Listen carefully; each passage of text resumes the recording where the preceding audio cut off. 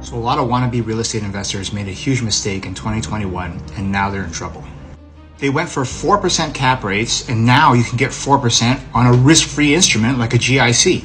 For Americans, a GIC is a guaranteed investment certificate equivalent to an American CD. So where did they go wrong? 1. Cap rate is almost useless as a valuation metric. Reason being, it depends a lot on what the seller tells you the expenses are. So in the real estate market, sellers and buyers play this game. Buyers always want the moon. They want 8%, 10% cap rates. Sellers, knowing that that's what buyers want, will understate their expenses to get that 8% cap rate. You want 8% cap rate? Well, look at that. My property all of a sudden has an 8% cap rate. Just don't use cap rates. Seriously. The second mistake was they're comparing their 4% cap rates to the risk-free rate last year, which was like 1.6%. So if they made north of 3, they were like, oh, that's so fantastic, much more better than saving the money at the bank. Relative valuations are a bad way to go. What real estate investors need to do is to figure out how reliable is the revenue, how reliable are the expenses, and what is the reality of the net operating income or operating income of that property as a rental. Then you divide that by the purchase price to get the operating yield.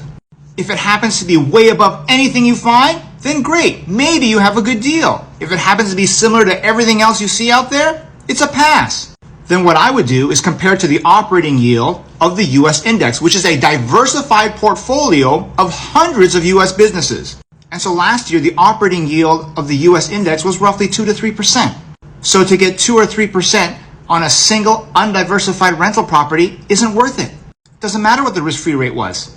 The operating yield on the rental needs to be at least 2% greater than a broadly diversified portfolio of US stocks. Because the rental real estate investor is taking a concentrated, undiversified, levered position in a singular rental property. It needs to clear a completely diversified, balanced portfolio by at least 2, if not 3 or 4% to even be considered.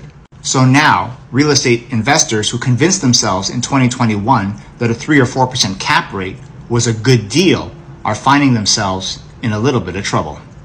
Good luck. Take care.